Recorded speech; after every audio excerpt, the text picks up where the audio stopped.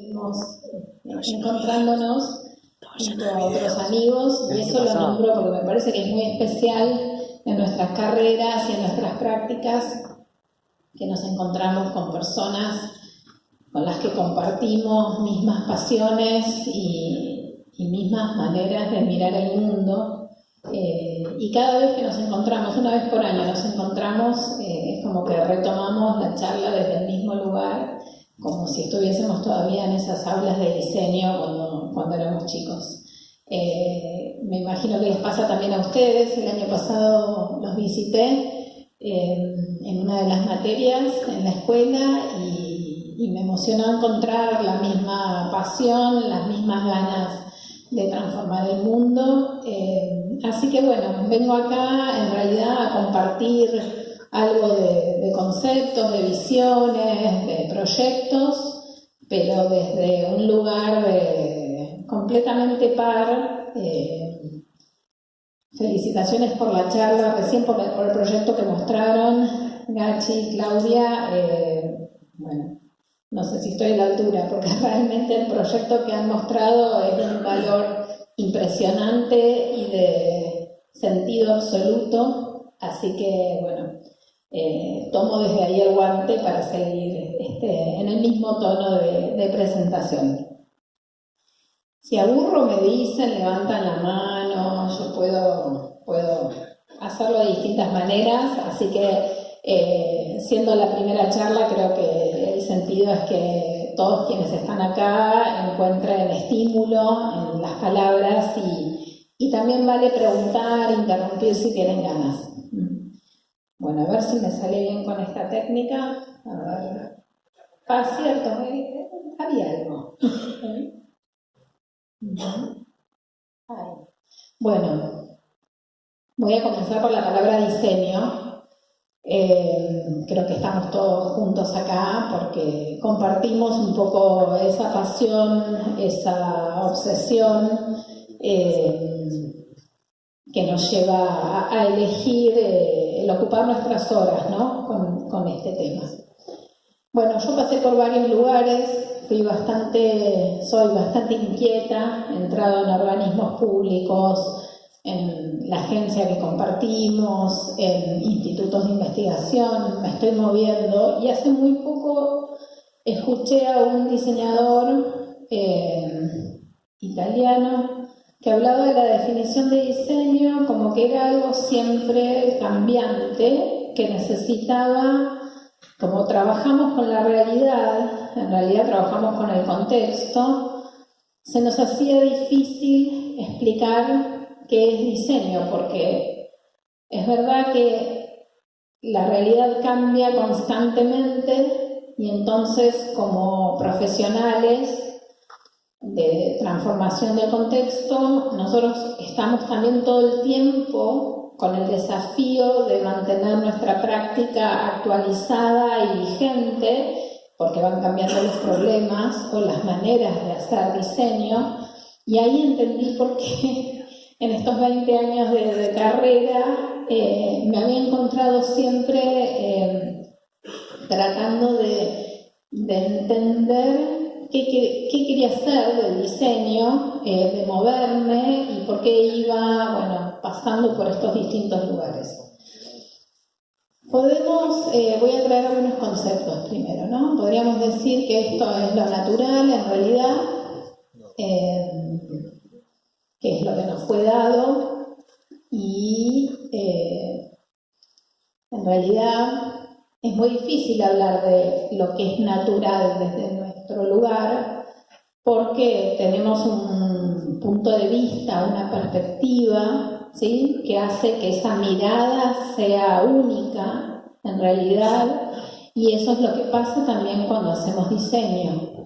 Desde el momento que encuadramos, digamos que hacemos foco con nuestra mirada, desde el momento que hacemos un recorte respecto de esa naturaleza, que la denominamos, que le asignamos una organización política, que definimos un protocolo de convivencia o de uso de ese lugar, lo estamos modificando en realidad.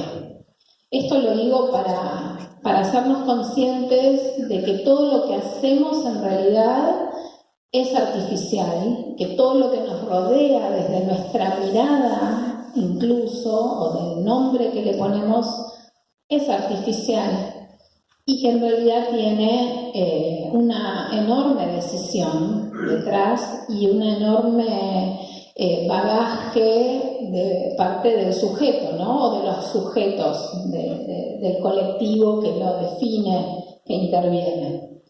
Y probablemente con eso quiera también remarcar la responsabilidad. Recién en la charla anterior, cuando se hablaba de la potencia, del poder que podía tener el diseño, si definía objetos que podían reemplazar ese apropiarse de algo original, bueno, ¿cuánto vemos que podríamos estar haciendo, ¿no? Entonces, ¿cómo podemos ser agentes en realidad de cambio y que estemos haciendo un aporte en el territorio que es otra temática que me apasiona?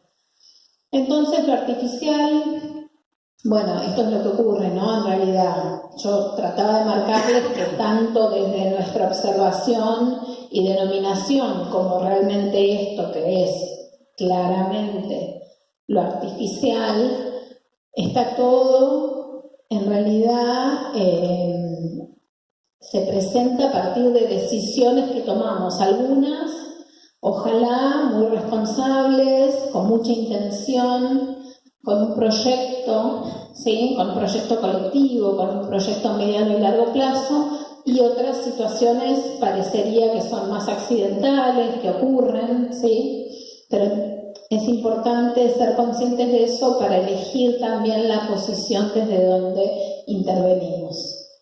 La producción artesanal, obviamente, bueno, daba fruto a este tipo de objetos que tenían una larga duración y que eran generados en familias, en gremios, y que los tiempos eran otros en realidad, no trascendían a las personas.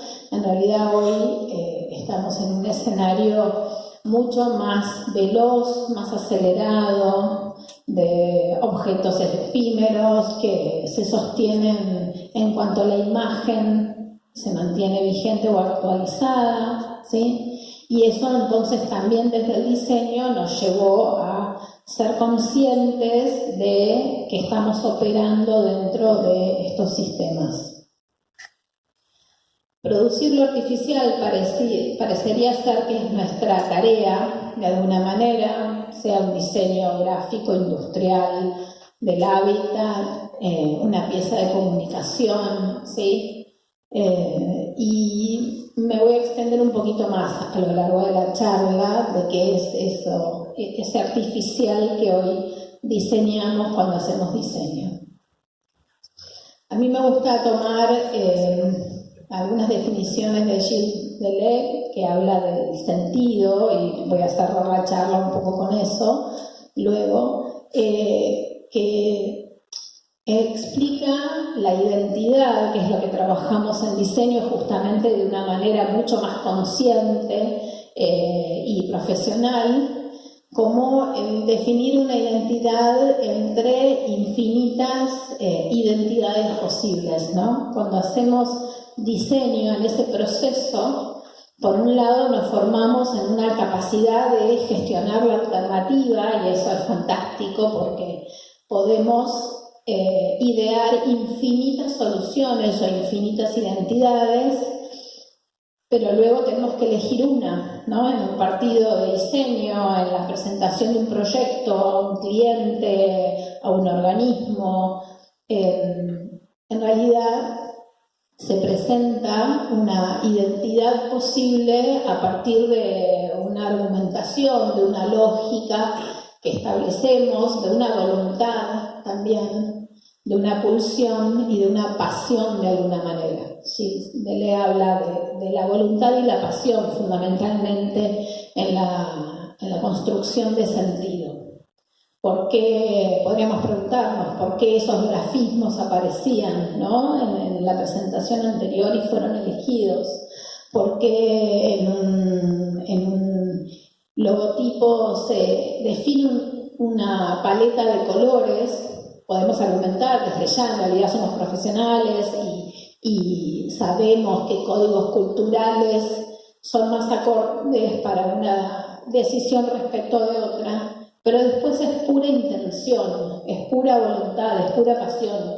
Por eso las culturas tienen manifestaciones diversas en realidad, ¿sí? Y eso en parte, también ahí me gusta citar a otro antropólogo, a David Le Breton, es el sabor del mundo. Él habla de que eso es el sabor del mundo. Y hay infinitos sabores, ojalá, ¿no? Entonces eso es lo bueno y creo que viene muy ligado a la presentación anterior, donde es un rescate de lo local, ¿no? En realidad, no perder este sabor, mantengámoslo, ¿no? Y esa confusión, eso raro que ocurría cuando en realidad el sabor era, no sé, de la Pampa, por la guardapampa, por ejemplo.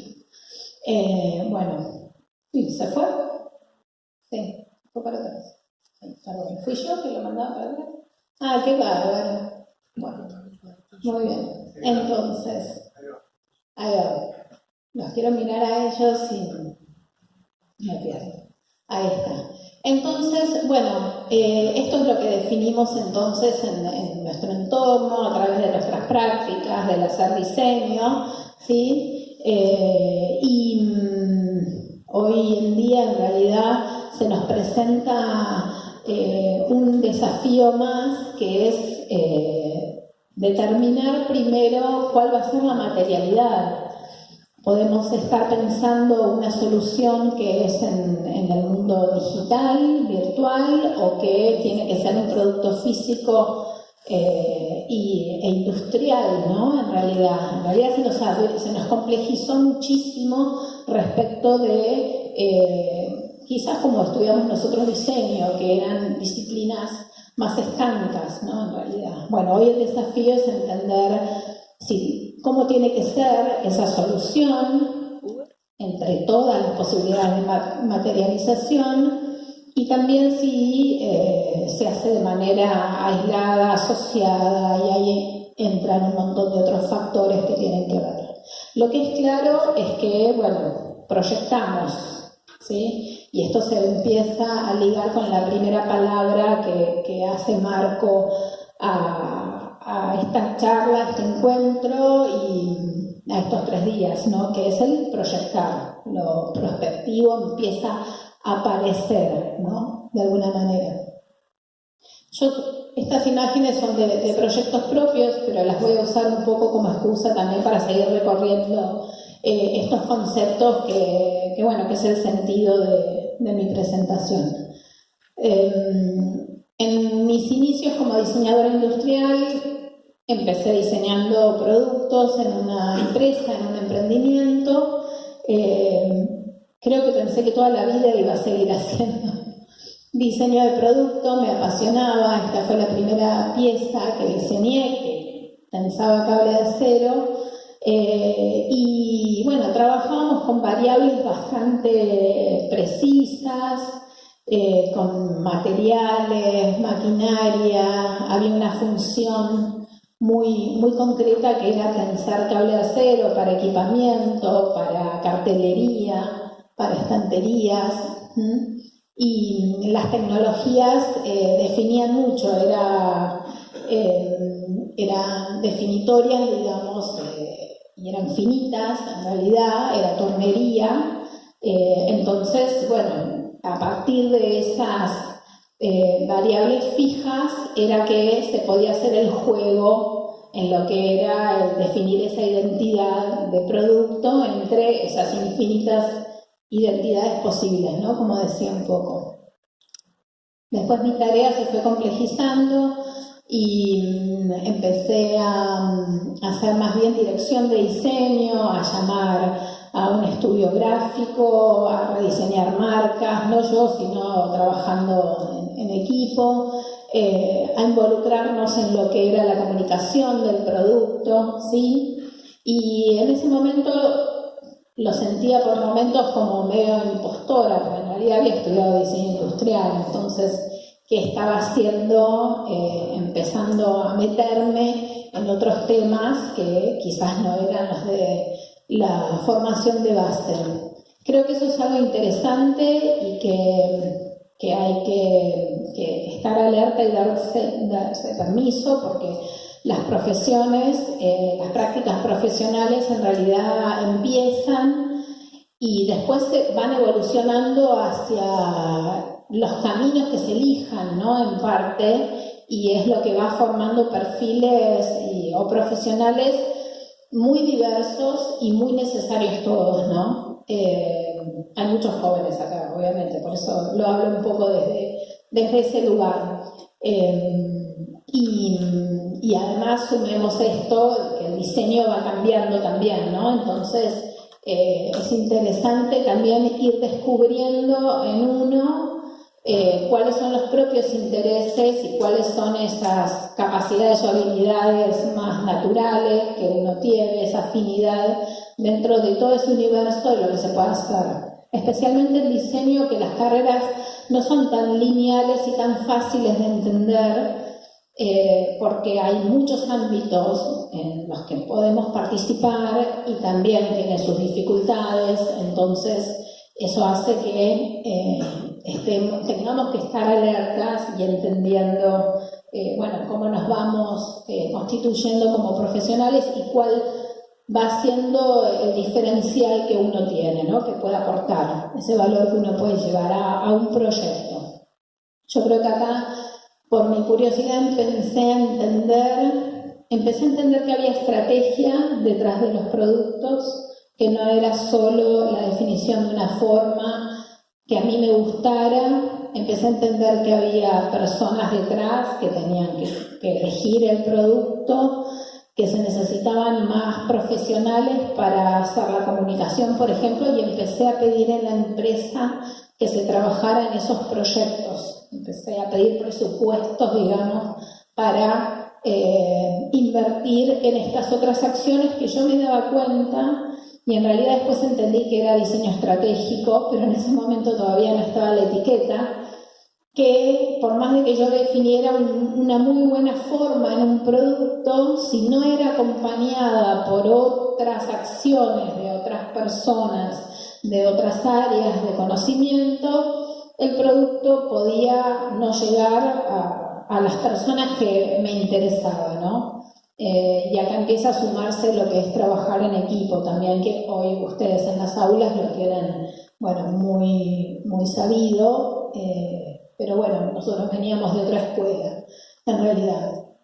Y después se fueron sumando capas de complejidad, sumando lo que era innovación. En realidad innovación, voy a hablar también de esto bastante, pero innovación es introducción de novedades, con lo cual desde un diseño industrial que tiene un rediseño hasta una nueva tipología de producto, todo puede ser innovación en realidad.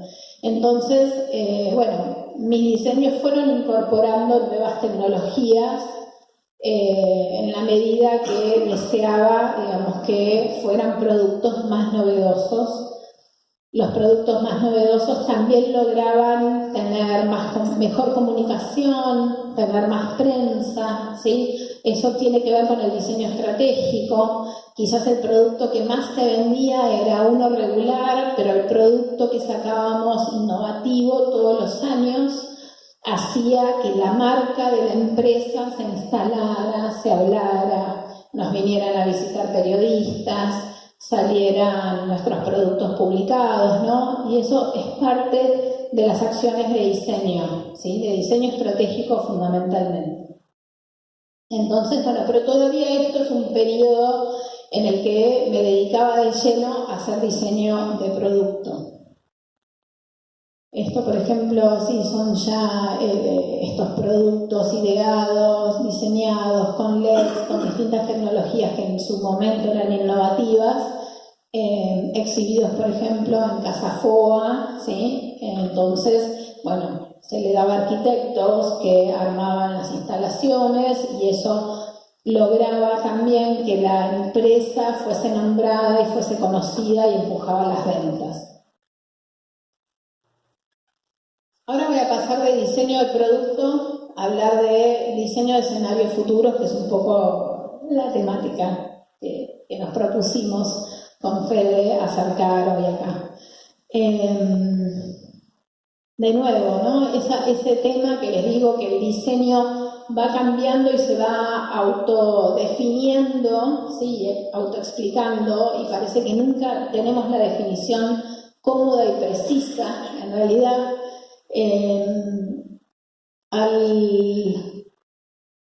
al haber estado diseñando producto en la empresa, después, viajé a Italia y ingresé en Philips Design, en una empresa y un área que trabajaba con escenarios futuros. ¿Sí? Obviamente para mí en ese momento fue como un cambio absoluto, digamos, de lo que era la mirada del diseño, porque ingresé en equipos que se dedicaban a hacer visiones de futuro, visioning de futuro. Hoy está mucho más claro, se habla de diseño de futuro, en esa época no se hablaba de diseño de futuro, en realidad se hablaba solo de visioning, y eran proyectos en los que se trabajaba con tendencias, con nuevas tecnologías que todavía no estaban formateadas para el mercado, que se sabía que venían, pero todavía no eran accesibles para pymes, por ejemplo, pero una empresa como Philips podía desarrollar su propia tecnología, con lo cual eran proyectos que trataban de adelantarse, de visualizar y de proponer en realidad, porque yo creo que el futuro se propone, no es que vamos camino a algo ya preseteado. En realidad hay distintas escuelas y teorías de diseño de futuros, pero me identifico con esta que tiene que ver con lo propositivo, ¿sí? Y primero porque es lo que me interesa, es la manera que me interesa estar en el mundo, ¿no? De alguna manera, si podemos intervenir y transformar para bien, dado que siempre vamos a transformar, como vimos en las primeras diapositivas, bueno, allí vamos diseñadores y diseñadoras a colaborar en esos procesos. Entonces, en este caso era un proyecto para una empresa, Anderson Windows, que diseñaba ventanas y aberturas, y con las nuevas tecnologías de información y comunicación se sabía que el ambiente doméstico iba a cambiar, la domótica iba a ingresar en el hogar, iba a haber inteligencia en las aberturas, en las maneras de gestionar los espacios, y desde la empresa se armaban también estos proyectos y estas áreas de trabajo para adelantarse a esos procesos y proponer, ¿no? Siempre lo propositivo. Y acá viene esa palabra que es la de prospectiva. Para eso lo que hacíamos era estudiar las tecnologías, pero había algo fundamental que hoy está mucho más incorporado en el diseño. En el año 2000 era muy novedoso, que es el incorporar saberes de otras disciplinas, como son las ciencias sociales, por ejemplo. Yo trabajaba a la par de sociólogos o de antropólogos o de tecnólogos, ¿sí? Y trabajamos juntos de igual a igual en un proyecto de diseño. Hoy creo, por suerte, en realidad cambió mucho el modo de abordar diseño, y esto ya es algo que se incorpora naturalmente y se hacen estos procesos de entrevistas, de entender a las personas, de adelantarse, y bueno, después voy a traer la otra palabra de la conferencia que es esto de polifónico, ¿no? Que se vincula. Entonces, estos proyectos lo que hacían era traer valores, intenciones, ahí rescato de nuevo la palabra de voluntad y de pasión, y explorábamos estas tecnologías y generábamos imágenes de futuro, de escenarios futuros en el ámbito doméstico, en este caso, en este proyecto, que proponían calidades futuras, ¿sí? Como marcando agenda. En realidad el proyecto que había sido antecedente en la empresa era Vision of the Future, que había traído en 1995 toda una colección de nuevos artefactos que eran utilizados, bueno, con las tecnologías que tenemos hoy, pero en 1995 era muy difícil imaginarlo en realidad como el modo en el que estamos viviendo hoy. Y mucho de eso se confirmó. Luego de Philips Design ingresé como investigadora en el Interaction Design Institute de Ivrea y ahí trabajamos con un proyecto también con lo que se venía como telefonía celular y que nos hacía reflexionar cómo iban a ser esas calidades con el ambiente y de vida y las comunicaciones a partir de estas oportunidades, ¿no? Y también las amenazas, en realidad. A 20 años, un poco más de este proyecto, mucho se confirmó de lo bueno y lo malo. En realidad, nuestra postura era que no queríamos que el teléfono celular absorbiera toda nuestra atención, en realidad, o nuestra manera de percibir el mundo, ¿sí? Y bueno, una parte de eso ocurre.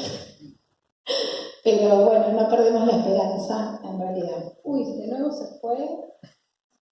Pero no pasa nada. Ok. Cierto, ahí. Era ahí, perdón. ¿Alguna pregunta, alguna participación? No. Me pongo a bailar en cualquier momento así, lo hago más divertido. Soy demasiado solemne. Bueno, este era otro de los conceptos que diseñamos junto a Juan Kaiser, que va a estar mañana. ¿Juan? Muy bien. Ok. Y bueno, tenía que ver con un montón de objetos que queríamos. Sí. Sí. Sobre lo que han planeado el resultado para el futuro de efectivamente tuvieron que darle que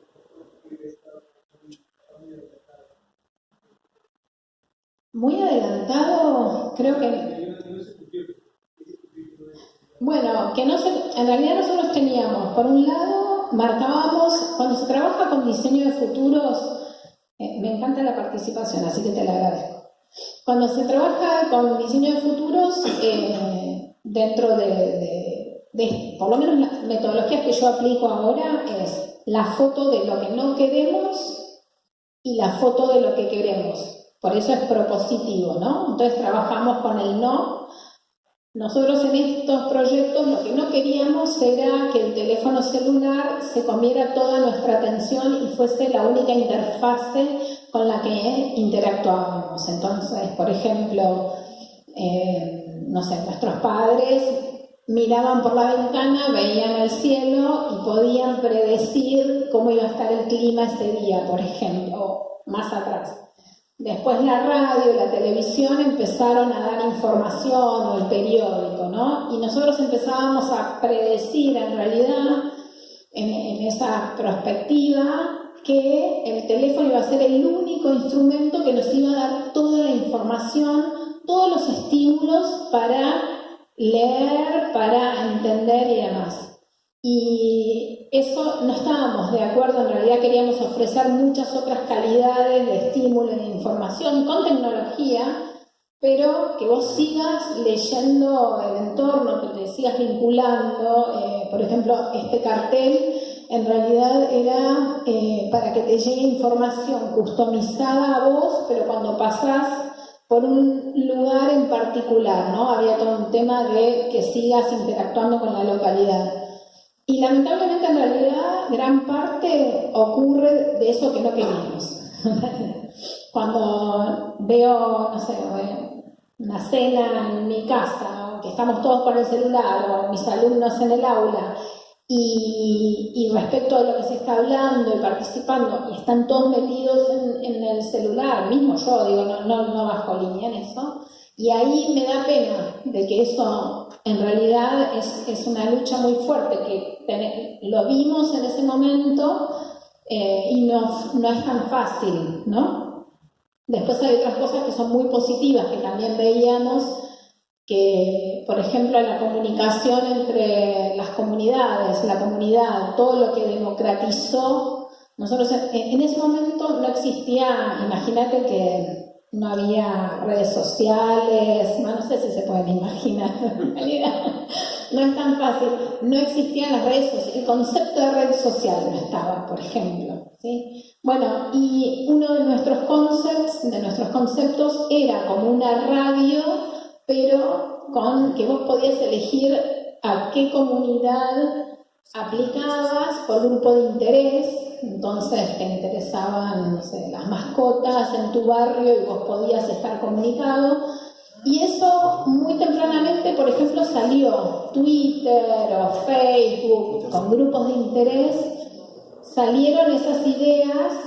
Obviamente nosotros estábamos investigando en un instituto y había un montón de otra gente trabajando en otros lados, pero era algo evidentemente que se percibía que podía ser interesante para las personas, y ahí hay un lado positivo. Entonces, a ver, esos son dos ejemplos como para nombrarte, ¿no? Interesante, sí, tendremos que hacer toda una retrospectiva, sí.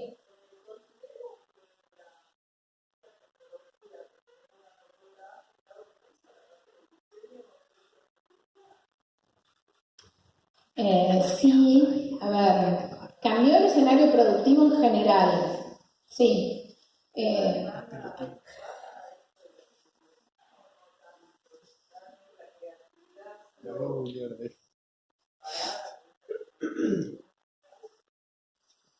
No, creo que la tecnología es una herramienta, la creatividad es todavía una caja negra que no terminamos de entender. Sí, favorecemos procesos para que ocurra cuando estudiamos metodologías, técnicas, y en realidad te diría que es más bien lo que ocurre en el taller de diseño, sin llegar a decodificar del todo lo que está pasando, pero es necesario, casi es como la foto del artesano que estaba en el taller y que de pronto, después de mucho trabajar con el material, el conocimiento aparece y se vuelca. En ese sentido no lo veo distinto. Es verdad que hay grandes amenazas, pero las amenazas son también si interpretamos mal las tecnologías. Esto nos pasa en el aula. Si una información que me da una inteligencia artificial la aplico directamente sin usarla como insumo, y delego mi voluntad y mi pasión, mi sentido, y ahí sí en realidad va en contra de lo que debería ser, ¿no? Porque nosotros tenemos la responsabilidad y tenemos el privilegio de poder definir lo que debería ser. Sí, creo que la discusión está por ahí hoy, desde ya que hay muchos trabajos o tareas que están siendo reemplazadas. Eso sí, lo vemos en realidad. Pero bueno, hay que estar alerta y estar moviéndose donde tiene sentido que estemos. Y creo que hay ciertos lugares que esto, como la toma de decisiones, que no podemos abandonarla en realidad, ¿no? La inteligencia artificial te lo puede decir de manera más eficiente, optimizado, mejorando procesos, pero la innovación de 5 pasos adelante en relación al sentido que le queremos dar a las cosas, solo lo podemos decir nosotros. Cuando yo decía en estos proyectos traíamos un paquete de valores, bueno, los valores los elegimos nosotros, los definimos nosotros, ¿sí? En realidad. Entonces, esa parte yo creo que es no negociable, en realidad. Bueno, después, mi regreso a la Argentina me sumé al proyecto del Centro Metropolitano de Diseño y me dieron la oportunidad de diseñar lo que fue el Instituto Metropolitano de Diseño e Innovación, y ahí traje metodologías de investigación y publicaciones.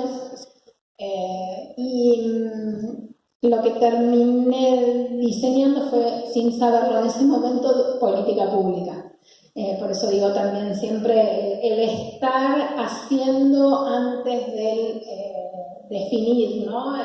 El etiquetar. Lo bueno que es igual después entender, o cuando empieza a hacerse más masivo y nombrado de la misma manera, empezó a reconocerse en todo el mundo que el diseño, los diseñadores empezaban a participar no pasaba solo en Buenos Aires, pasaba en muchos países que participaban en la definición de programas de política pública, y creo que ahí aparece otro de las capacidades del diseño, que es el proyectar aquello que no existe, esa capacidad de imaginar lo que todavía no pudimos poner en palabras o en imágenes. Entonces los diseñadores, las diseñadoras que trabajan en política pública son muy potentes en acercar metodologías y estrategias creativas a procesos que son muy complejos y que manejan además una cantidad de información y de variables que hace que es clave estar manejando estas metodologías creativas o ágiles, ¿no?, que son propias de nuestras disciplinas, como lo que hacemos en el taller. Entonces, bueno, ahí el diseño pasó a ser diseño de programas, diseño de perfiles, diseño de experiencias, ¿sí?, que era otra de las palabras. Para eso armé un concepto de lo que entendía que tenía que ser esa institución, quiénes participaban, cómo se iban a vincular, cuáles iban a ser las metas, un programa de investigación que entonces hablaba de qué temáticas queríamos poner sobre la mesa, queríamos que sean investigadas, queríamos que sean compartidas, ¿no?, como qué queríamos poner en agenda, ¿sí? Y después las dinámicas de cómo se iban a poder hacer transferencia de ese conocimiento generado en el territorio a múltiples audiencias. Y en ese sentido, el primer proyecto, que fue Identidad Estratégica y que toca tanto el proyecto hermoso que mostraron antes, el primer lugar donde se presentó fue acá, en la Escuela de Diseño en el Hábitat, hace 2004. Todavía no habíamos publicado el libro, teníamos apenas los resultados del proyecto, y bueno, fuimos invitados por la escuela y realizamos un taller, un workshop. ¿Alguien está acá que estuvo? Sí, ¿no? ¿Alguien estaba? Ay, levanta la mano tímida. Muy bien, dale, que tenemos la misma edad. Muy bien. Y me acuerdo, sí, que habían salido varios proyectos con identidad estratégica, bueno, que tenían que ver con la araucaria, con las pestañas de los avestruces. ¿Puede ser? ¿El avestruz sí es típico de acá? Ok. Ok, habían salido proyectos con las pestañas, por ejemplo, porque justamente intentábamos que puedan levantar, digamos, insumos, materia prima, identidad que fuese propia del lugar. Bueno, y acá estamos. Este fue el proyecto Identidad Estratégica, después devino en este libro, y nosotros justamente de lo que hablábamos, que está completamente en línea con el proyecto anterior, es que visualizábamos que en un mundo globalizado donde se estaba perdiendo el sentido de la producción, nosotros siempre desde el diseño venimos con positivistas totales, ¿no? En realidad veíamos que había una contratendencia en mercados globales por consumir productos que estaban arraigados de manera fiel a una localidad. Ese sabor del mundo que decía, bueno, Le Breton, no queremos perder el sabor del mundo, queremos consumir productos que tengan una fuerte identidad local. No tiene sentido el producto global porque nos perdemos una parte muy importante, digamos, del sentido de nuestras vidas, y el proyecto traía eso y mostraba 4 escenarios posibles donde a los que podíamos, digamos, adscribir productos con una fuerte identidad local, ¿sí? Y además en escalas de producción que no necesariamente eran las globales. Entonces, para nuestro país, en realidad, lo que queríamos era traer una voz positiva y de aliento, es decir, no hace falta que seas Coca-Cola, no hace falta que seas una gran empresa global. Se está valorando lo que es de origen, de denominación de origen controlado, se está valorando lo que tiene una trazabilidad transparente, ¿sí? Hay otros valores que están poniéndose en juego y justamente desde estructuras más chicas era la fortaleza. Entonces ahí también lo que entendimos era que no solo estábamos hablando de diseñar productos, servicios y futuros, sino que estábamos entendiendo sistemas y ecosistemas también, porque cuando definimos, por ejemplo, un producto con identidad estratégica, estamos armando el mapa de actores de quienes participan, ¿sí? A quienes ponemos el foco encima, ponemos en valor, y que obviamente son instrumentos de sostenibilidad, ¿no? En realidad. Entonces ahí devino la siguiente publicación que proponía, este es el modelo reconsiderado, actualizado, el contar, el mostrar que los productos en realidad detrás tienen un enorme mapa sistémico de personas, de saberes, de decisiones que están participando dentro del mismo proyecto. Y que cuando hacemos diseño, en realidad está bueno que seamos conscientes de eso, primero porque podemos poner en valor, podemos contar los relatos desde ese lugar, podemos implicar a nuevos actores también, en realidad es muy importante, tenemos como un poder muy grande en mano. Y si no somos conscientes, por ahí ocurre de manera más accidentada. Entonces, bueno, justamente lo que queríamos era poner el foco en ese entramado tan complejo que llevan los productos y los servicios, y bueno, las decisiones de diseño tienen un peso enorme para eso. Bueno, también siguió el proyecto de política pública, la conferencia CMD, entendida como un evento anual donde iba a haber referentes instalando temáticas. Y bueno, por ese lado siempre, seguí con la publicación, pero eso como una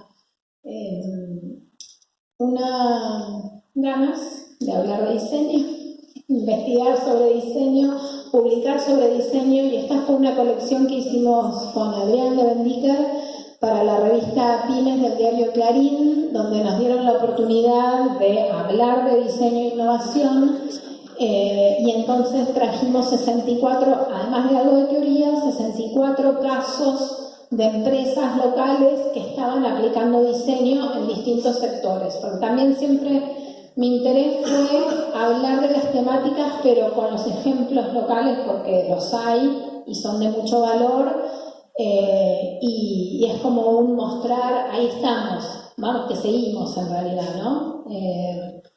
Alejarlo de lo utópico. Después llegó el proyecto, el pedido también desde la Ciudad de Buenos Aires. Ellos estaban empezando con la política de distritos, ¿sí? Como si fuesen clústeres en realidad económicos, y estaba el proyecto de definir un distrito de diseño, y ahí fui convocada para armar el sentido del distrito, lo cual me llevó a investigar y a definir quiénes iban a ser los actores, cuáles iban a ser las dinámicas, qué queríamos que ocurriera. En realidad era puro diseño de escenarios futuros, ¿sí? Y de ecosistemas, en realidad. También una hoja en blanco que tenía que devenir después en ley, en proyecto de ley, para definir los instrumentos, los medios y las acciones que llevaran a la construcción de esa foto de futuro que teníamos de distrito. Y esto lo digo como algo desde nuestra disciplina, del poder que tiene el diseño para mostrar imágenes, primero para crear las imágenes. Entonces son procesos colectivos, y ahí voy a traer la palabra también regenerativo, que es parte de nuestra conferencia, que tiene que ver con que trabajamos con contextos y que tratamos de sumar valor, pero de trabajar con lo dado, digamos, ¿no? No de traer un ovni, algo externo e instalarlo, sino que nuestro rol, hoy lo entiendo más que nunca, es de facilitación absoluta, ¿sí? En realidad facilitamos, yo hoy me reconozco como facilitadora de procesos, escuchando a las personas, trayendo instrumentos que ayudan a que puedan expresar y compartir y co-crear, pero de ninguna manera traer un proyecto dado y llave en mano.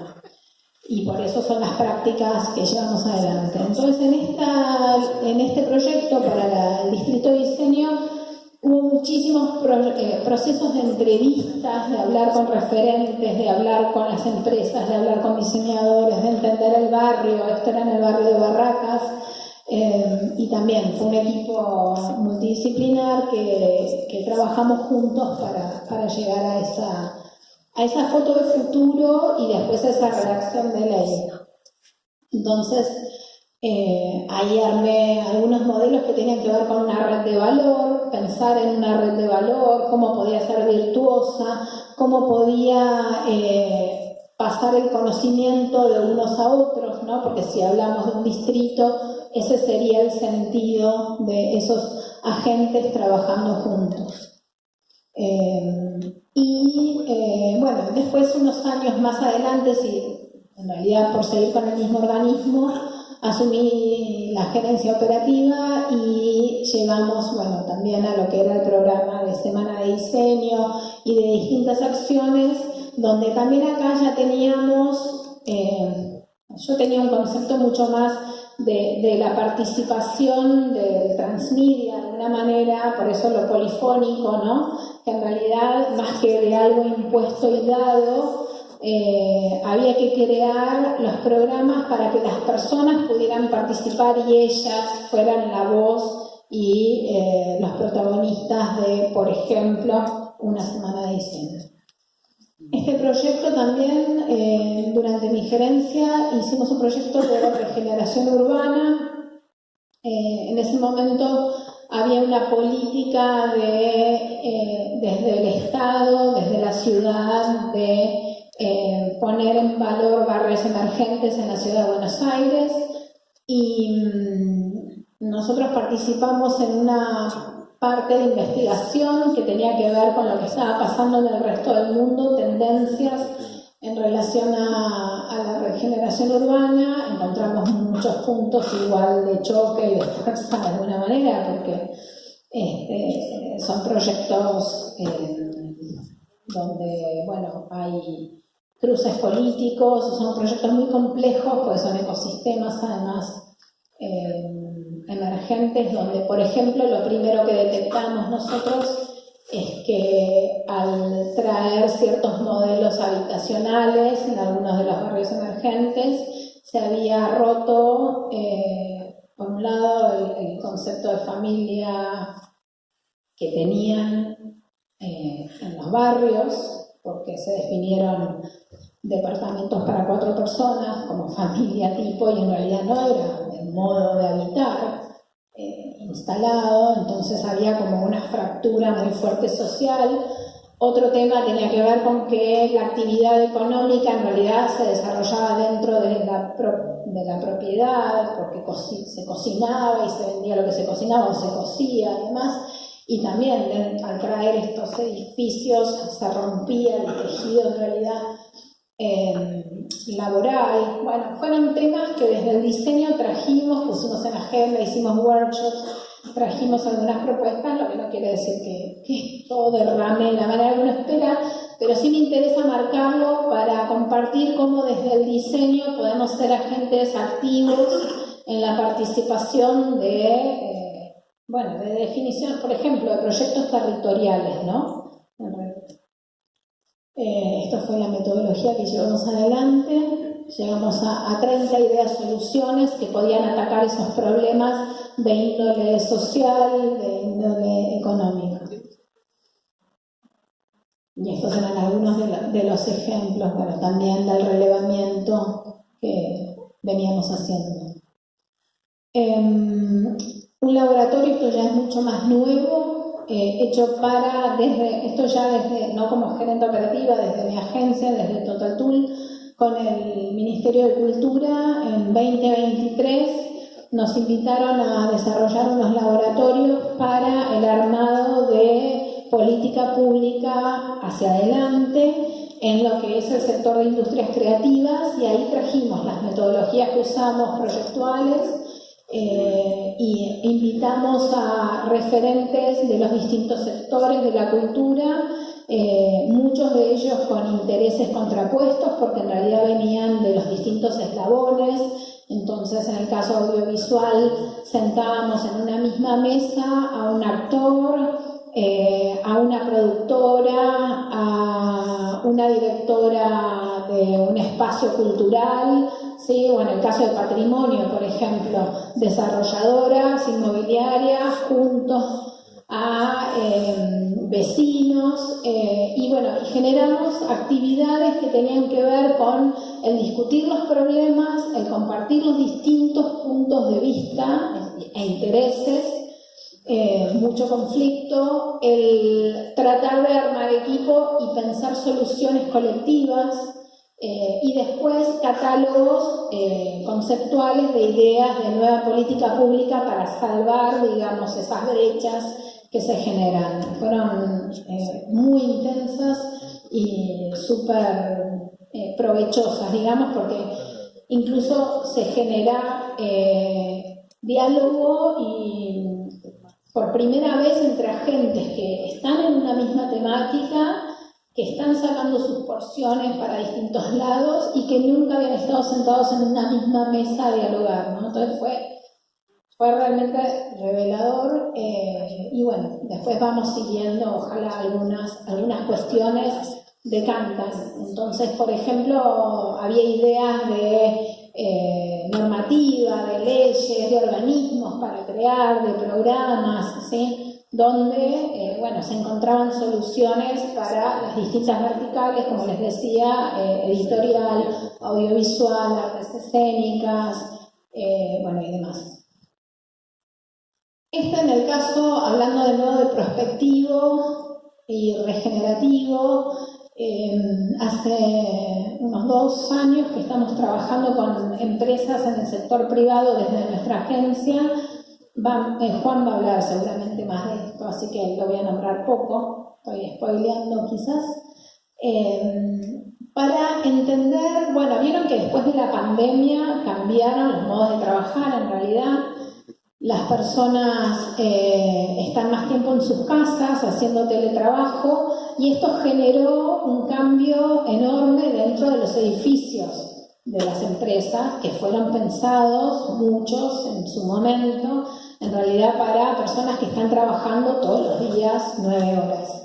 Entonces fue una buena oportunidad para investigar, que es lo que más nos gusta, entender qué tendencias, qué estaba pasando en el resto del mundo en relación a esta problemática, porque aparecían edificios abandonados algunos días, colapsados de personas otros, porque todos van a trabajar el mismo día, en el mismo horario, pero después lunes y viernes no hay nadie, por ejemplo, ¿no? Entonces, una ciudad muy densa como Buenos Aires, se generan bueno, situaciones, digamos, no eficientes o no agradables tampoco, y entonces investigamos distintas tendencias de qué estaba pasando dentro de los edificios, y llevamos con estas metodologías las tendencias para que dentro de los equipos internos, en realidad quienes trabajan en esas corporaciones, las escuchen y trabajen con nosotros, o nosotros con ellos, en realidad,